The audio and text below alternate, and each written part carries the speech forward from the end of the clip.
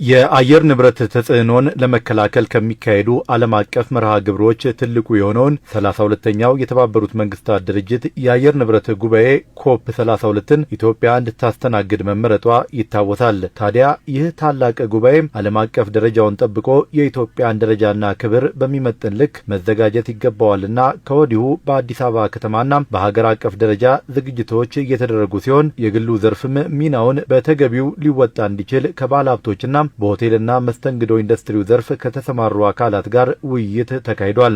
ጉባኤው የኢትዮጵያን ክብርና አፍሪካውያን በኢትዮጵያ ላይ ያሳደሩትን እምነት በሚመጥን ልክ ሊዘጋጅ እንደሚገባ ነው ከንቲባ አዳነች አቤቤ በውይይት መድረኩ የተናገሩት። ለኢትዮጵያ ወቅቱ የከፍታ ጊዜዋ ነው። ይሄ ሊገባን ይገባል። የኢትዮጵያ የከፍታ ጊዜ ነው። እንደዚህ አይነት ጉባኤዎችን ማስተናገድ ብቻ ሳይሆን ከዛም ያለፉ ኃላፊነቶችን እንድትወጣ አፍሪካን ወንድሞቻችን በአንድ ድምጽ እንዴት አድርገው ኢትዮጵያን እንደመረጧት ያላቸውን እምነት እንደገለጹ ዋጋ መስጠት ያስፈልጋል። እስከዛሬ ድረስ በአፍሪካ 4 ሀገራት አስተናግደዋል። 5ኛ ነን። ሌሎች ሀገራትም ካስተናገዱት አንፃር ወቅቱን የመጠነ የተሻለ የበለጠ የአንድ ወቅት ወይም ደግሞ የአንድ ቀን የአንድ አመት ሁነት አድርገን አንመለከተው ማለት ነው። ከሀገራችን ክብር ጋር አያይዘን ልንመለከተው ይገባል። ጉባኤው ለግሉ ክፍለ ኢኮኖሚ ትልቅ እድልን ይዞ የሚመጣ ነው ያሉት ከንቲባ አዳነች አቤቤ ከዚህም በፊት በትብብር በርካታ ስኬቶችን ማስመዝገብ እንደተቻለ ሁሉም አሁንም ተባብረን ጉባኤውን ማሳካት አለብን ብለዋል። ብዙ ኢንቨስትመንት ነው የሚያመጣው። ለቢዝነሱ ትልልቅ በሮችን ነው የሚከፍተው። ሰፋፊ የስራ እድሎችን ነው የሚከፍተው።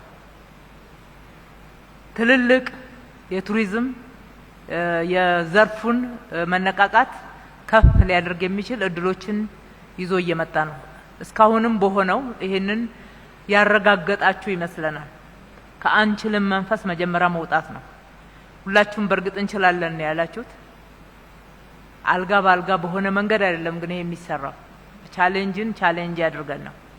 ተባብረን ልክ እንደሰራ ነውና ውጤታማ እንደሆነው ሁሉ ተባብረን እስከዛሬ ሌሎች ካስተናገዱት በላይ ማስተናገድ እንችል ትብብራችን መጠናከር መቻል አለበት። ለጉባኤው ስኬት የግሉ ክፍለ ኢኮኖሚ በይቻላል መንፈስ የሚጠበቅበትን ኃላፊነት ሊወጣ ይገባል ያሉት ከንቲባዋ የሚያጋጥሙ ችግሮችን በጋራ ለመፍታት መንግስት ዝግጁ መሆኑንም ገልጸዋል።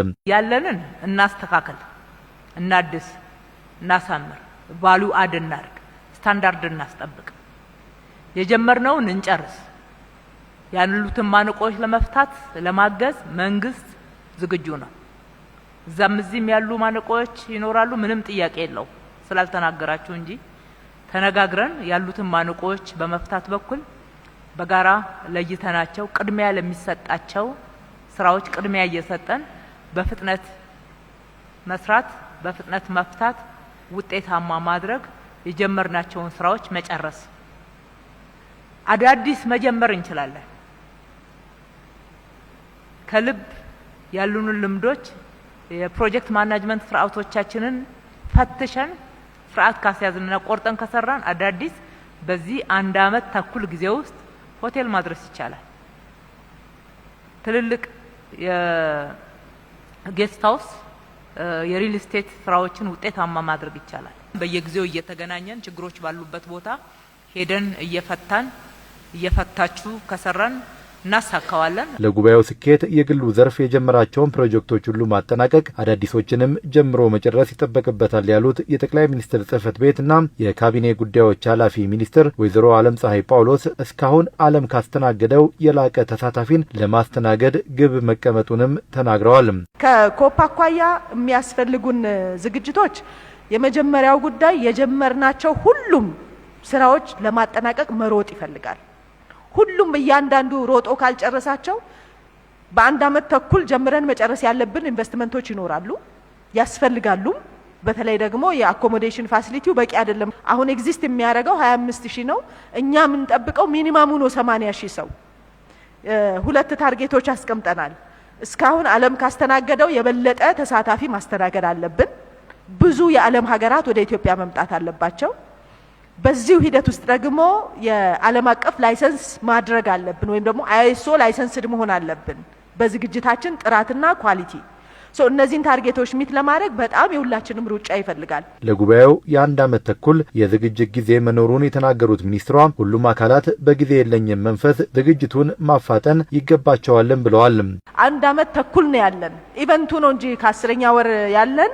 ከኢቨንቱ በፊት እኛ ጁን ላይ ሁሉ ነገር አልቆ እናስረክባለን። ስለዚህ ያለን ጊዜ አንድ ወር 18 ወር ማለት ነው ለዝግጅት ያለን ጊዜ። በዛ ልክ ነው መሮጥ የሚያስፈልገው። ውድድራችን እና ውርርዳችን ከጊዜ ጋር ነው። ጊዜ የለንም የሚለውን ሁላችንም መያዝ አለብን። ምን አለኝ የሚለውን ሁላችንም መያዝ አለብን። ወደ የቤታችን ስንመለስ ምን ለየትኛው የሚሆን ፋሲሊቲ ነው ያለኝ፣ የትኛውን አቬይል ማድረግ እችላለሁ። ቅድም በአስተያየትም ሲነሳ እንደነበረው አዲስ አበባ ውስጥ ብቻ ያለው አቅም ላይችል ከቻለ ዙሪያ ላይ ያሉ ከተሞችም ላይ ተመሳሳይ ስራ እየሰራን ነው የምንገኘው ከኦሮሚያ ክልል ጋር። ለጉባኤው ዝግጅት በየዘርፉ በተዋቀሩ ግብረ ኃይሎች ተካተው የሚያስተባብሩ የግሉ ዘርፍ ተወካዮችም ተመርጠዋል።